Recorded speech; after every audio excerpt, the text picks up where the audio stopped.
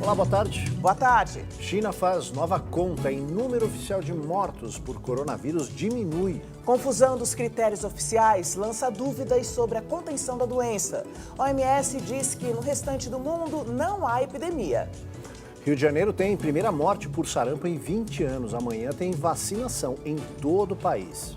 Desemprego recua e informalidade avança. Dados do IBGE também apontam crescimento do PIB em 2019.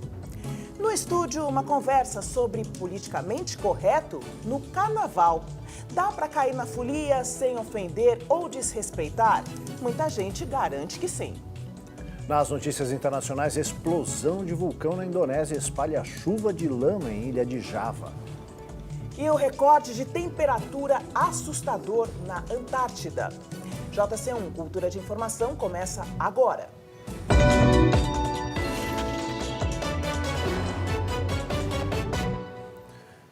Começamos essa edição falando sobre a qualidade de vida dos idosos. Um projeto de lei em análise na Câmara e já aprovado pelo Senado quer escalonar a prioridade dos idosos. Uma pessoa de 80 anos, por exemplo, teria preferência sobre uma de 70.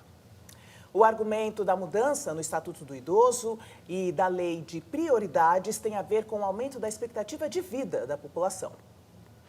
Aos 80 anos, Dona Maria da Conceição é exemplo de gentileza. Já levantei no metrô para uma pessoa mais idosa do que eu. Apesar de ter direito à fila preferencial, seu Francisco, de 71 anos, prefere pegar a comum. Eu gosto de pegar essa, que essa aqui tem dias que anda mais rápido que a outra de lá. Considerado um país em envelhecimento, o Brasil tem mais de 29 milhões de pessoas acima dos 60 anos. Estimativa da Organização Mundial da Saúde prevê que esse número chegue a 79 milhões em 2060. Diante do aumento de idosos na população, um projeto de lei quer ampliar os direitos dos cidadãos nessa faixa etária. O PL, já aprovado em primeira votação no Senado, quer detalhar os direitos da terceira idade de forma escalonada. Assim, quem está na casa dos 90 anos teria preferência sobre quem tem 80, seguidos dos 70 e 60 anos, em filas, estacionamentos e assentos preferenciais. Este gerontólogo da Unifesp considera a iniciativa adequada. A humanidade está aprendendo a envelhecer. Então, do mesmo jeito que nas fases precoces da vida, né, a gente percebe diferentes necessidades de um bebê, de uma criança pequena, de uma criança mais velha, de um jovem, de um adulto, né? E é muito interessante que a gente possa atender, identificar e atender essas necessidades.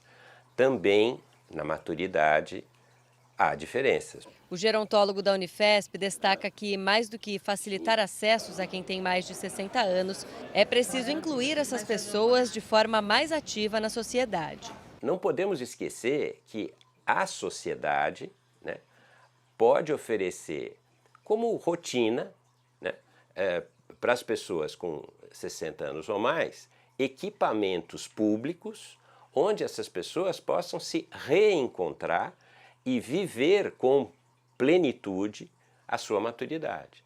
Eu acho que isso seria um gesto de saúde coletiva fantástico. Aos 92 anos, as pernas de Dona Maria já não ajudam tanto a subir e descer as escadas de casa. Mas, passado este obstáculo, ela faz os obstáculos domésticos, vai ao banco e ao supermercado. E ainda participa do Conselho do Idoso da região onde mora. É muito bom saber que todo mundo respeita a gente, que aonde a gente vai, todo mundo ajuda, entendeu? A família também, né? Então, eu acho que essa lei é muito bom. E quanto melhor eles fizerem para o idoso, melhor é. Verdade. Você pode participar do programa com perguntas, comentários. É só utilizar a hashtag lá no Twitter, JC1. E além disso, você pode nos acompanhar pelas redes sociais. O nosso Instagram é o @jornalismo TV Cultura, o Twitter, @jornal_cultura. E nós estamos também ao vivo no YouTube pela página Jornalismo TV Cultura. O Rio de Janeiro tem a primeira morte confirmada por sarampo. E amanhã tem vacinação nacional contra a doença. Nesta quinta-feira foi confirmada a primeira vítima do sarampo no Rio de Janeiro, um bebê de 8 meses. Até o momento, são mais de 200 casos confirmados, a maior parte na região sudeste do país, segundo o Ministério da Saúde. O dia D, a campanha de imunização contra a doença, acontece amanhã, 15 de fevereiro, em todas as regiões do país. As doses têm como foco a faixa etária de 5 a 19 anos, mas crianças a partir de 6 meses e até 1 ano também devem ser vacinadas. Adultos que não estiverem com a carteirinha em dia também devem procurar os postos de vacinação. Em 2019, foram registrados mais de 18 mil casos no Brasil, segundo o Ministério da Saúde. 15 mortes foram confirmadas, 14 em São Paulo e 1 em Pernambuco. O sarampo é uma doença grave. Os principais sintomas são febre acompanhada de tosse, irritação nos olhos, nariz congestionado e mal-estar intenso. As fortes chuvas que atingiram São Paulo nesta semana serão cada vez mais frequentes. É o que mostra um estudo do Centro Nacional de Monitoramento de Desastres Naturais, o CEMADEM. As notícias de fortes chuvas na Indonésia no começo de janeiro chamaram a atenção. Era só o começo de uma tragédia que viria a bater a nossa porta aqui no Brasil. Toda vez que ocorre alguma formação de chuva muito intensa num determinado lugar, como por exemplo na Indonésia, essa informação leva à formação dessas ondas que alteram o tempo. Alteram o tempo no hemisfério norte, alteram o tempo aqui no hemisfério sul. As chuvas que caíram sobre Minas Gerais, Espírito Santo, Rio de Janeiro e São Paulo deixaram um rastro de destruição e mortes. Em São Paulo e Minas, foram os maiores volumes registrados desde o começo da medição. Chuvas fortes e outros eventos extremos como secas sempre ocorreram. O que está mudando é a intensidade e a frequência com que eles ocorrem à medida em que sobe a temperatura do planeta. Tudo isso que está acontecendo aí é compatível com o que se espera do aquecimento global. Daí a razão da preocupação da humanidade com relação ao clima do futuro. Um estudo do Centro Nacional de Monitoramento de Desastres Naturais, o CEMADEM, mostra a evolução desses fenômenos na capital paulista ao longo de 70 anos. Entre 1950 e 1970, foram 3 casos de chuvas acima de 100 milímetros em 24 horas. Entre 1980 e 2000, foram 5. E entre 2000 e 2019, a cidade passou por 9 enxurradas. A chuva está ficando mais irregular. O sea, o que deveria chover em um mês, chove em 2 ou 3 dias e depois se concentra. E esse tipo de chuvas intensas, como vimos em São Paulo, Belo Horizonte, Espírito Santo, norte do Rio, é o que leva posteriormente a desastres naturais. A mudança trazida pelo aquecimento global eleva o impacto desses eventos extremos sobre as grandes cidades. A impermeabilização do solo, a canalização de rios, a falta de espaços verdes para absorver a água da chuva e a ocupação desordenada agravam a situação, colocando em risco milhões de pessoas. A gente continuou brigando, sabe, com as águas, usando grandes obras de engenharia civil, que precisam ser repensadas. Os piscinões precisam ser repensados como projeto urbano, sabe? E devido às fortes chuvas da última segunda-feira, a Secretaria Nacional de Proteção e Defesa Civil reconheceu de forma sumária a situação de emergência em Botucatu, no interior de São Paulo. Com a decisão, Botucatu poderá ter acesso mais rápido a recursos federais. O reconhecimento sumário ocorre quando o desastre, público e notório, é considerado de grande intensidade. Foi exatamente o que aconteceu. A cidade paulista, que fica a 238 quilômetros da capital, recebeu 270 milímetros de chuva durante toda a segunda-feira. Os temporais provocaram 4 mortes e deixaram mais de 150 pessoas sem casa. A violência das águas atingiu pontes e abriu crateras em estradas. Numa delas, um carro e um caminhão foram engolidos. Tanta chuva fez com que a Prefeitura de Botucatu cancelasse parte da programação do aniversário da cidade e as festividades do Carnaval deste ano. A taxa média de desemprego caiu no país em 2019, mas a de trabalho informal subiu, de acordo com dados divulgados hoje pelo IBGE. Segundo o Instituto, o índice médio de desemprego em 2019 ficou em 11,9% contra 12,3% em 2018. Os estados que registraram as maiores taxas de desemprego foram Bahia, Amapá, Sergipe e Roraima. As menores taxas ficaram com Santa Catarina, Mato Grosso e Mato Grosso do Sul. Apesar da queda no desemprego, a taxa média de trabalho informal em 2019 alcançou 41% da população ocupada, maior nível desde 2016 e recorde em 20 estados, alcançando 60% no Maranhão e 62% no Pará. E os temporais que castigam o estado de Minas Gerais fizeram com que 4 dos municípios mineiros entrassem em estado de emergência. De acordo com o levantamento feito pela Defesa Civil de Minas Gerais, 211 das 853 cidades do estado se encontram nessa situação. A maioria dos municípios entrou na condição de emergência depois de 2 decretos estaduais. Outros 15 decretaram esse quadro por conta própria. Há ainda 5 municípios em estado de calamidade pública. Os decretos facilitam a transferência de recursos federais para cidades. As chuvas também causaram 71 mortes desde outubro do ano passado, quando começou o período de chuvas. A Defensoria Pública do Estado do Rio pediu à Justiça que proíba operações policiais próximas às creches e escolas públicas, estaduais e municipais. O objetivo é garantir a segurança de crianças e adolescentes nas áreas da cidade afetadas pela violência. Levantamento feito pela Defensoria aponta que no ano passado houve 700 fechamentos de escolas por conta da violência. Somente 1/5 dos 4 milhões de motoristas com direito a reembolso do DPVAT solicitaram o dinheiro de volta. Há um mês, a seguradora responsável começou a fazer os pagamentos. A devolução acontece depois de um vai e vem jurídico na redução dos valores cobrados. Criado em 1974, o DPVAT é um seguro obrigatório que indeniza vítimas de acidentes de trânsito. A polícia da Bahia investiga se o ex-capitão Adriano da Nóbrega formava milícias no interior do estado. O ex-militar carioca foi morto por policiais no último domingo na cidade de Esplanada, a 170 quilômetros de Salvador.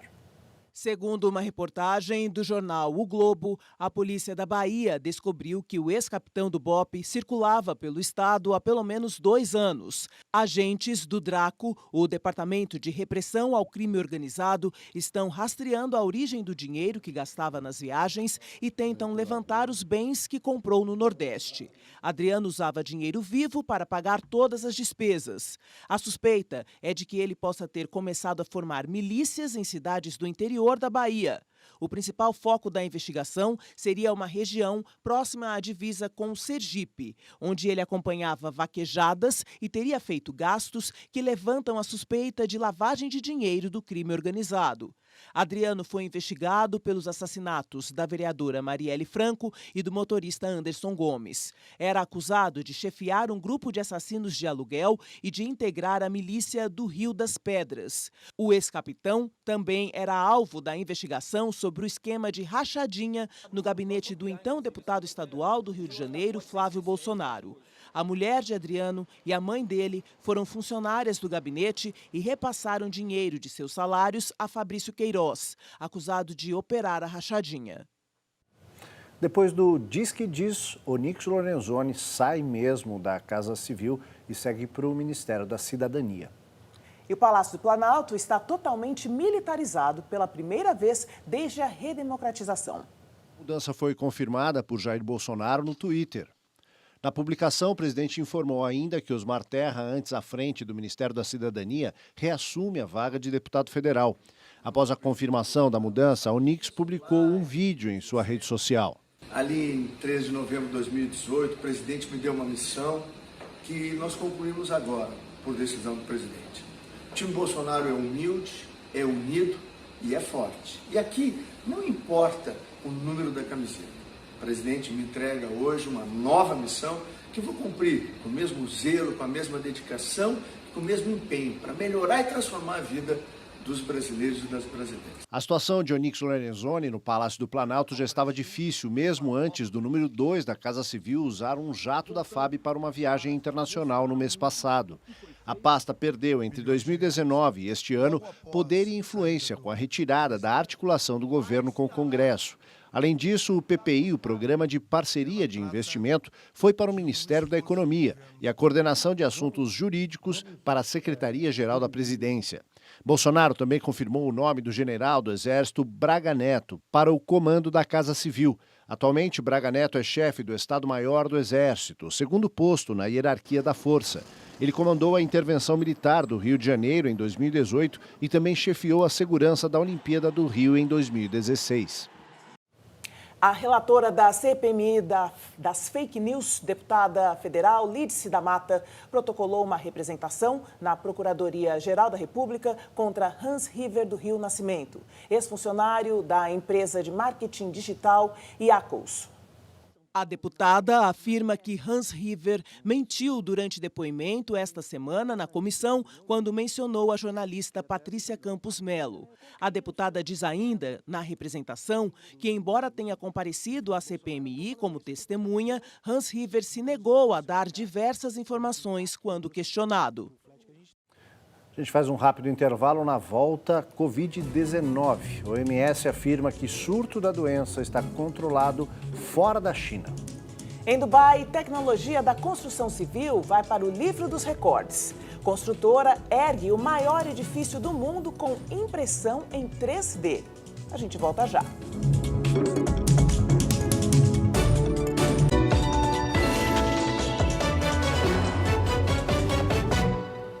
De volta com as notícias internacionais, o aumento da fiscalização no mar Mediterrâneo leva imigrantes a arriscarem a vida no Oceano Atlântico. Um dos vulcões mais ativos da Indonésia tem impressionante erupção. E nos Emirados Árabes, um prédio construído com uma impressora 3D. Pois é, ele entra para o livro dos recordes. O edifício, que já entrou para o Guinness, o livro dos recordes, como a maior obra de construção civil do mundo, feita com impressão 3D, foi terminado no final do ano passado. O prédio é um escritório da Municipalidade de Dubai, tem quase 10 metros de altura, 640 metros quadrados e pode ser o início dos planos dos Emirados Árabes para se tornarem um centro de desenvolvimento da impressão de imóveis em 3D. A técnica, onde um braço deposita sucessivas camadas de concreto determinadas por um computador, já é usada para fazer peças pequenas, mas no caso da construção, ela é 60% mais sustentável, não gera desperdício e usa menos da metade do número de trabalhadores. A redução da força de trabalho reflete no custo da produção, que caiu de 680 para 270 mil dólares. Dubai já tem o primeiro escritório construído em 3D e inaugurado há 4 anos, e mostra que o uso da impressão, além de reduzir custos e tempo de construção, permite uma arquitetura mais desafiadora e com curvas mais acentuadas.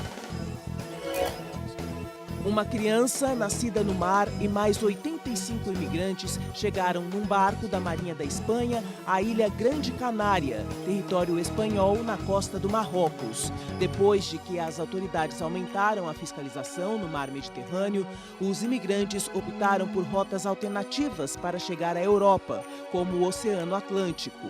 Entre os imigrantes, havia 10 crianças, 28 mulheres e 46 homens vindos de países africanos. O Ministério do Interior espanhol comentou o aumento, que no ano passado tinha cerca de 40 imigrantes desembarcando nas Ilhas Canárias, comparado com mais de 700 chegando desde o começo de janeiro. Uma forte erupção aconteceu num dos vulcões mais ativos do mundo, o Merapi, na ilha de Java, na Indonésia.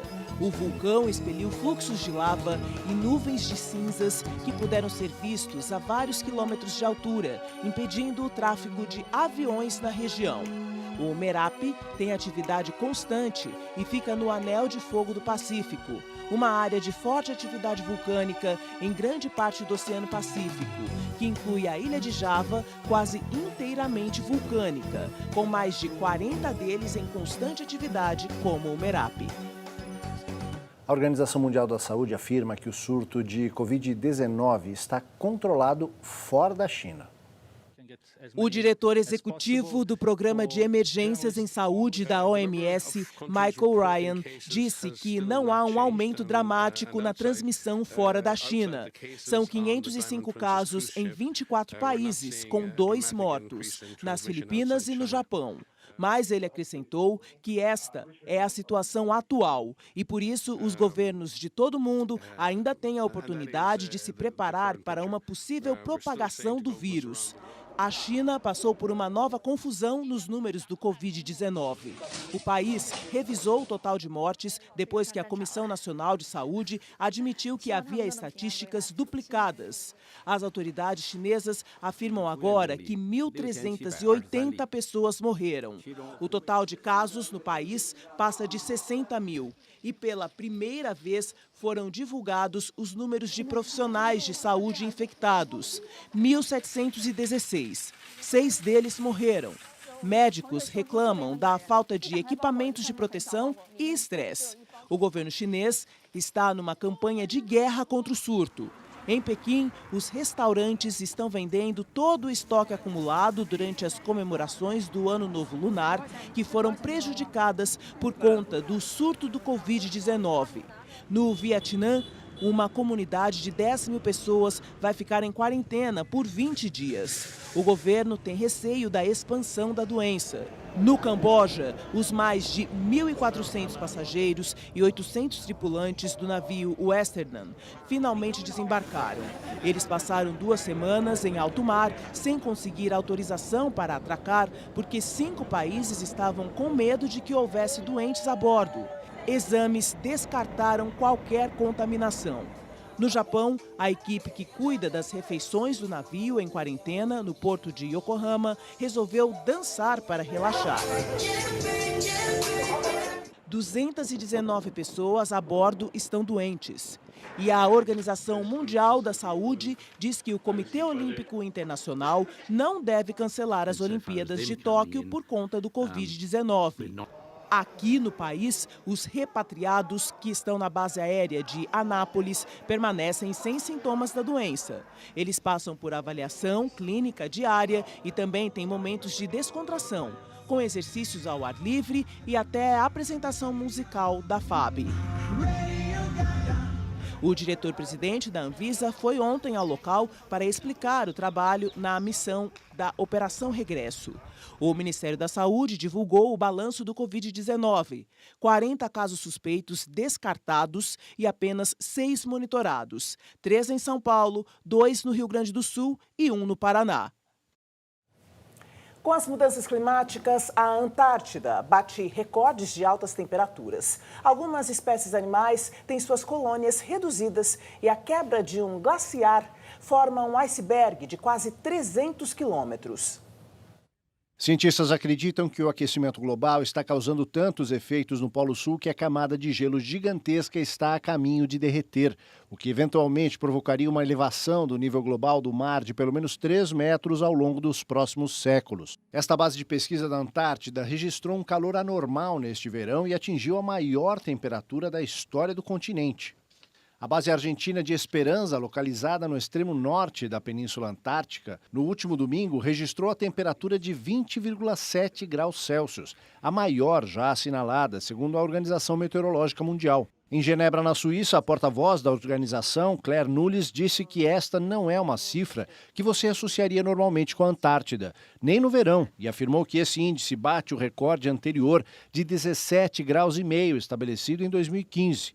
O impacto do aquecimento global e das mudanças climáticas também pode ser percebido no número de pinguins de barbicha, espécie que habita as costas do Pacífico Sul em algumas colônias na Antártida, que diminuiu 77% desde que começaram a ser contabilizados na década de 1970. O biólogo conservacionista Steve Forrest diz que algo está acontecendo com os componentes básicos fundamentais da cadeia alimentar, já que há menos alimentos disponíveis. E outro sinal das mudanças climáticas foi um enorme iceberg que se formou depois de se desprender do glaciar da Ilha Pine. Imagens de satélite mostram a evolução da placa de gelo com cerca de 300 quilômetros quadrados, que logo vai se quebrando em outros pedaços. Segundo a Organização Meteorológica Mundial, essa é uma das principais artérias da camada de gelo que forma a Antártida Ocidental. Olha, isso não acontece só na Antártida não, viu? O mês passado foi o janeiro mais quente da história, segundo a Agência Oceânica e Atmosférica dos Estados Unidos. Essa temperatura ficou 1 grau acima da média do século XX. Com as mudanças climáticas trazidas pelo aquecimento global, tempestades têm sido mais frequentes. E vem da Europa um modelo para prevenir as inundações. A cidade de Hamburgo, na Alemanha, investiu em um sistema de diques depois de uma tragédia há mais de 50 anos. Voos cancelados e compromissos adiados. A chegada da tempestade Sabine à Alemanha interrompeu pousos e decolagens em vários aeroportos. Ainda não sei como vou voltar para casa, dizia este turista. Por precaução, as viagens de trem de longa distância foram suspensas. Aprendemos com as tempestades anteriores que é melhor não arriscar, afirmou o porta-voz da companhia ferroviária alemã. As tragédias do passado deixaram muitas lições. No verão, essas escadarias ficam repletas de visitantes e moradores que vêm para cá para passear e admirar a vista. Além de ser um ponto turístico e um belo cartão postal, a estrutura também serve como proteção. Estamos às margens do rio Elba, no porto de Hamburgo, no norte da Alemanha, um dos mais movimentados da Europa. Alguns anos atrás, essas águas também traziam preocupação. A noite de 16 de fevereiro de 1962 entrou para a história como uma das maiores catástrofes da região. Uma forte tempestade pegou a população de surpresa. Mais de 60 diques se romperam e a água invadiu a cidade. 315 pessoas morreram e mais de 20 mil ficaram desabrigadas. Muito antigas, as estruturas estavam em más condições por falta de manutenção.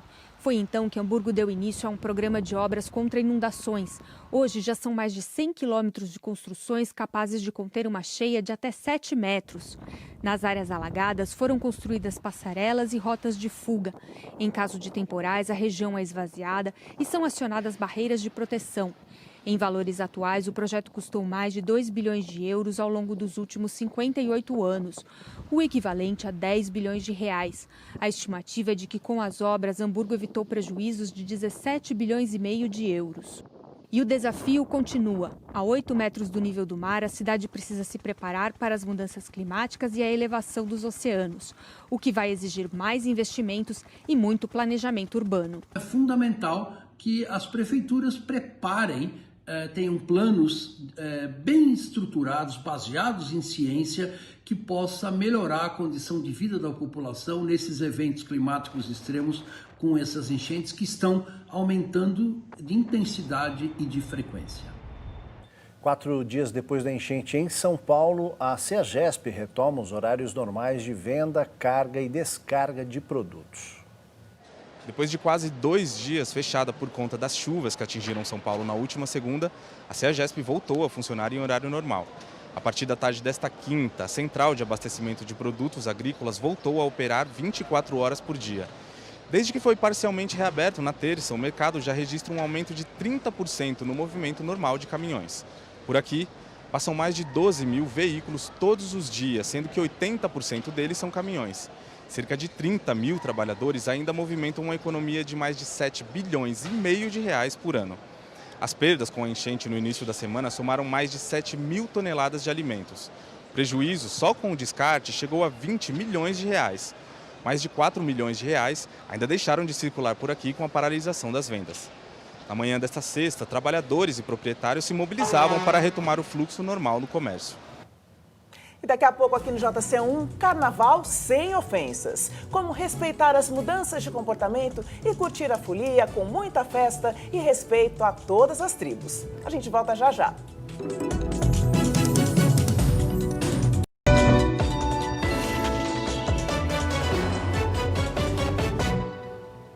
O governo de São Paulo anuncia a Operação Carnaval Mais Seguro, para reforçar a segurança, a mobilidade e a saúde da população durante as festas.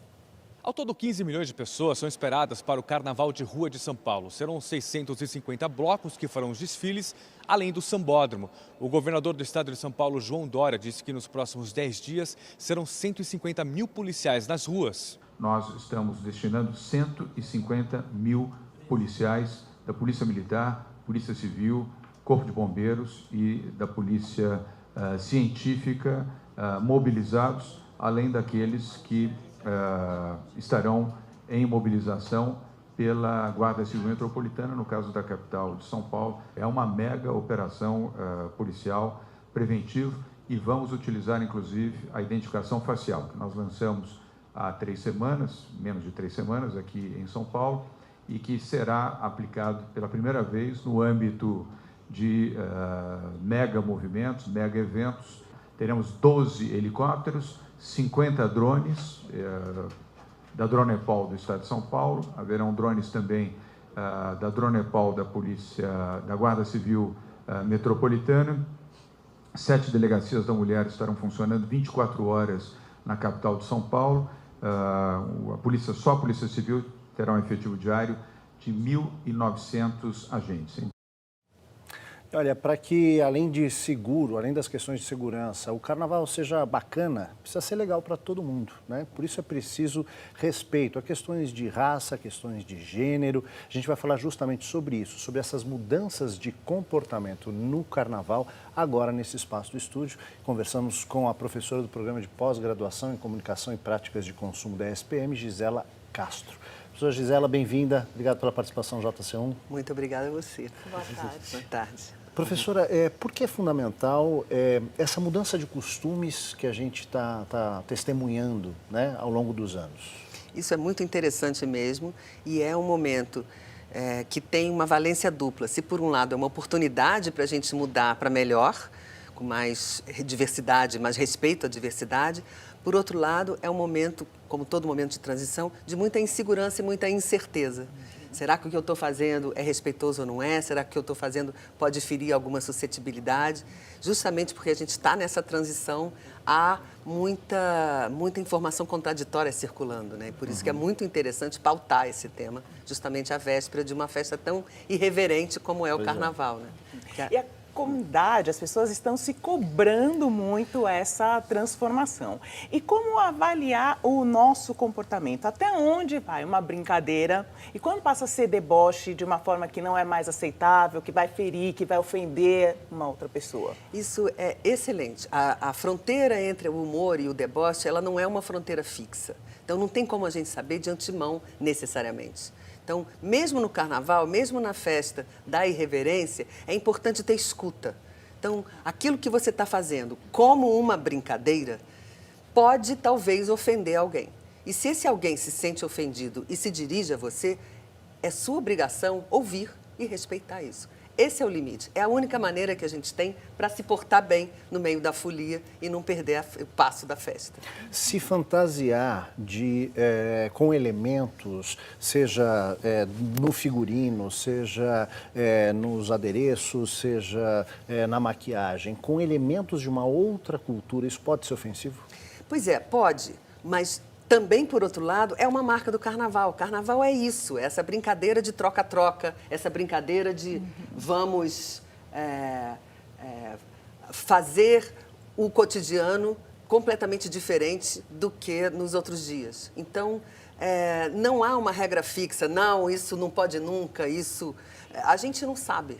Tem algumas coisas, algumas marchinhas de carnaval, por exemplo, que eram absolutamente aceitáveis na época que elas foram feitas, mas que hoje não seriam mais, porque a gente mudou, a sensibilidade do tempo mudou. A gente já não tolera determinados tipos de desrespeito, preconceito racial, preconceito homofóbico e coisas assim. Então, do mesmo jeito, essa apropriação de outras culturas pode ser lida, dependendo da situação, como uma forma de desrespeito. Mas eu gostaria de lembrar aqui, por exemplo, a ala das baianas, que é obrigatório em todas as escolas de samba. E ela é obrigatória por uma razão muito simples. O próprio samba é uma história de resistência. O carnaval é resistência. O samba era proibido no Brasil. Ele só era tocado nos terreiros de candomblé com a proteção das tias, das mães de santo. Por isso a ala das baianas é uma ala obrigatória nas escolas de samba. É uma reverência. Já não é mais uma apropriação. Claro que nem todas aquelas senhoras são baianas ou são de candomblé, mas elas estão trajando o traje típico das baianas em homenagem a essa tradição do samba. Então, às vezes, você se veste, se apropria de um elemento de uma cultura como uma forma de homenagem, como uma forma de prestar uma homenagem. Ainda assim, se se sentiu desrespeitado e está perto de você, escuta isso.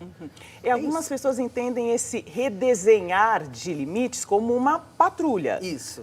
Né? E como que você vê? Pois é, eu acho que a patrulha é ruim sempre, mas não é bom a gente também não ter escuta, entendeu? Você não pode ficar, ou no carnaval ou em qualquer outra situação, fechado naquilo que você acha. Não, mas eu não estou fazendo com intenção, mas fez, mas ofendeu. E se alguém reclamou, escuta. Respeita da reclamação, Isso, respeita o sofrimento do outro, compõe ali, é a capacidade de ter empatia. E do aprender e do modificar. Exatamente, é aí que a gente aprende, é aí que a gente muda. Eu, por exemplo, trabalho com um tipo de preconceito que é ainda muito pouco falado, que é o preconceito de idade, é o idadismo. Eu brinco que é o último preconceito socialmente permitido, porque ninguém fala sobre ele. E ele é extremamente prevalente, mas pouco discutido. A gente tem que pautar essa discussão, a gente tem que discutir isso, porque não há razão nenhuma para alguém ser desrespeitado só porque é mais velho. E acho que é uma grande oportunidade, até porque se trata de uma folia, de um momento em que as pessoas estão mais leves, para a gente reconquistar a capacidade do diálogo, né? Que a gente perdeu de todos os lados. Se a gente patrulhar o carnaval e começar a cercear o carnaval com muita regrinha pré-concebida do pode, não pode, isso sim, isso não, ele vai ficar chato. Mas, por outro lado, também, se a gente achar que o carnaval é um vale-tudo na base do desrespeito, eu posso sim roubar um beijo de uma mulher que está passando só porque ela é mulher e eu não, e coisas assim, a gente vai transformar o carnaval no inferno, não é isso que ela E a regrinha do respeito tem que ser a primeira, regrinha do respeito tem que ser a primeira, exatamente. Professora Gisela, obrigado por ajudar a gente a pensar sobre esses assuntos aqui no JC1. Boa tarde. Eu que agradeço a oportunidade. Muito obrigada também. Obrigada, professora.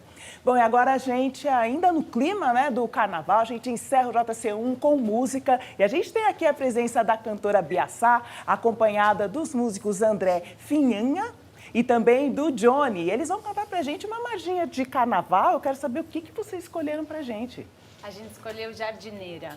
Uma bem tradicional. Clássico. E a gente foi bem cuidadoso. Pensamos, depois que soubemos da pauta, gerou uma discussão no nosso grupo. Essa não pode faltar no repertório, Não pode faltar. Né? Jardineira Você já teve tem que fazer ter. alguma modificação, a pedidos, por exemplo? Em outras marchinhas, sim. A professora Gisela estava comentando da cabeleira do Zezé. Deixa o cabelo dele, né, professora? Nada de prenda o cabelo dele, não, corta, né? Era corta. Agora deixa o cabelo dele. Deixa o cabelo dele. E algumas outras a gente precisa adaptar mesmo. Muito bom. Estamos agora sempre atentos e escutando os nossos parceiros e companheiros de folia. Maravilhoso. Vamos lá? A gente quer ouvir, então. Ó jardineira, por que estás tão triste? Mas o que foi que te aconteceu? Foi a camélia que caiu do galho, deu 2 suspiros e depois morreu. Foi a camélia que caiu do galho, deu 2 suspiros e depois morreu. Vem, jardineira, vem, meu amor. Não fique triste, esse mundo é todo seu e tu é muito mais bonita que a camélia que morreu. Não fique triste, esse mundo é todo seu e tu é muito mais bonita que a camélia que morreu. Ó jardineira, por que estás tão triste? Mas o que foi que te aconteceu? Foi a camélia que caiu do galho, deu 2 suspiros e depois morreu.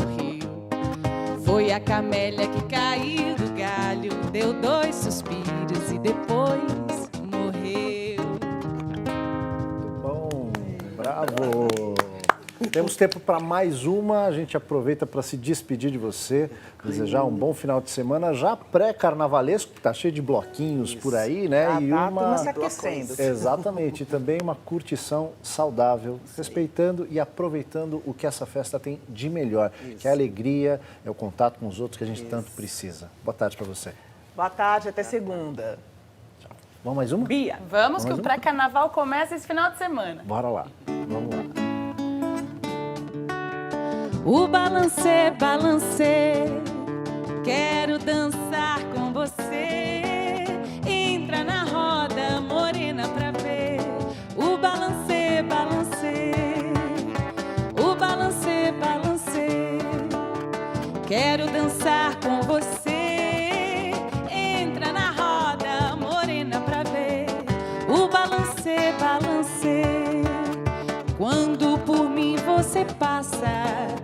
fingindo que não me vê. Meu coração quase se despedaça no balancê, balancê. Vamos nessa! Vamos, Joyce! Quero dançar com você. Entra na roda, morena, pra ver o balancê, balancê. O balancê, balancê. Quero dançar com você. Entra na roda, morena, pra ver o balancê, balancê.